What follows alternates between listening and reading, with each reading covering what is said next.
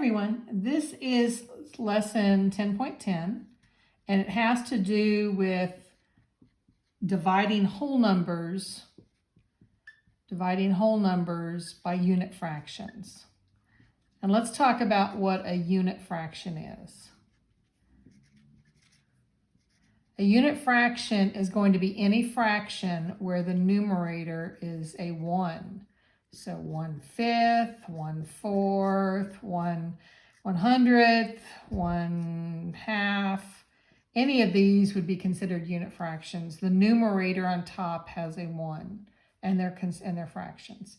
So what we're going to be doing today is we're going to be taking whole numbers and we're going to be dividing them with unit fractions. So for example, if we had 3 divided by 1/4.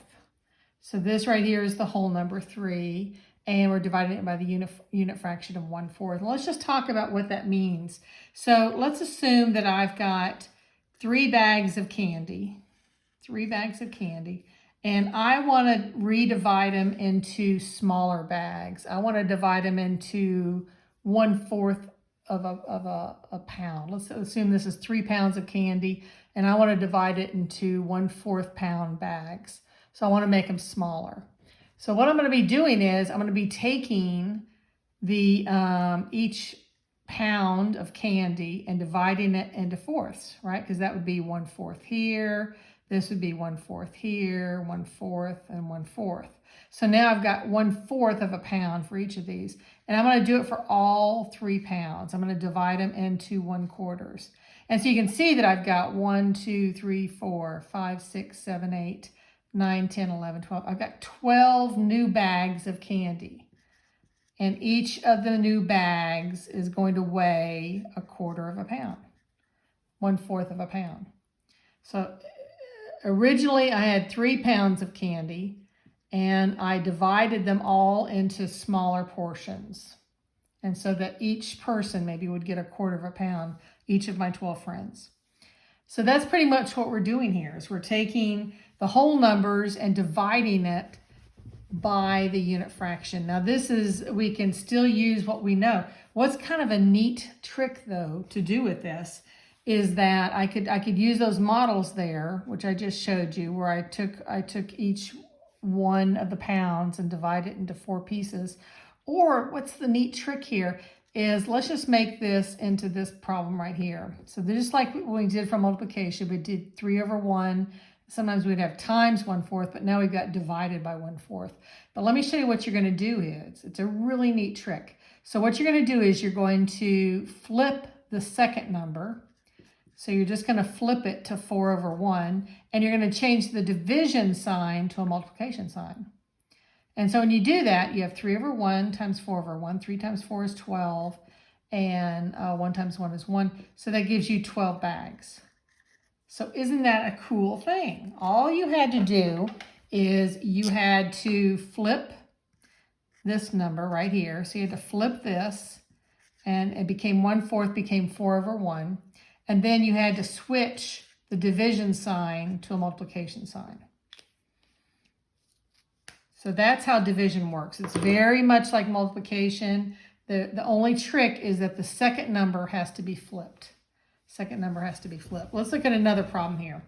Let's look at if I took 4 divided by 1/6. So I'm going to show you both ways. I'm going to show you first, I'm going to do it with the models. And so here I've got 4 different containers, and I want to divide them up into 6 pieces. So I'm going to divide these into 6 pieces. Let me see, I can do this and this and this. So there's 6 there, 6 there, 6 there, and 6 there. So now each one of these slivers here is 1/6. Each one of these, and I'm dividing 4 by the 1/6. So here I've got 6 1/6. I've got another 6 1/6, another 6 1/6, another 6 1/6. If I added all those together, I would have 24 1/6 bags. I'm just assuming I'm going to make it a little bit easier to think about. 4 pounds divided into 1/6 of a pound bag is what I'm looking at. And I would have 24 of those smaller bags. Let's see if it would work with the new math way that I told you. So remember, we have 4 divided by 1/6. So the first thing I'm going to do is I'm going to keep the 4 the same. This becomes a multiplication. So I'm going to change that to multiplication. And I'm going to flip the second fraction. So it becomes 6/1. So then I can do 4/1 times 6/1 equals to 24/1, which is 24 bags. And that's what I'd calculated using the model. Okay, let me do one more example, and then you can get started on the homework. Okay, so for the next one, I'm going to do 2 divided by 3, 2 divided by 1/3. So again, it's assuming that I had 2 pounds. Let's just assume I got 1 pound and I have 2 pounds. So 2 pounds, and I want to divide them into smaller portions. I want to divide them into 1/3 pound bags. So I can do 1/3 here, 1/3 here, 1/3 here, and do the same thing over here. 1/3, 1/3, and 1/3. How many 1/3 bags do I have? I have a total of 1, 2, 3, 4, 5, 6. I have 6 1/3 bags. So 6 1/3 bags is what I had. When I take 2 pounds and divide them by 1/3, how many thirds am I going to have? I'm going to have 1, 2, 3, 4, 5, 6. Let's try it the other way. 2 divided by 1/3, and I can make this a multiplication, so it becomes times. This one I have to flip, so it becomes 3/1.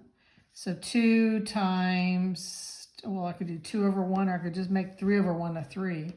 2 times 3, or I could say 2/1 times 3/1. Both of these are going to give me 6. And so I end up getting 6 bags that each one of them weighs 1/3 of a pound. 6 bags that weigh 1/3 of a pound.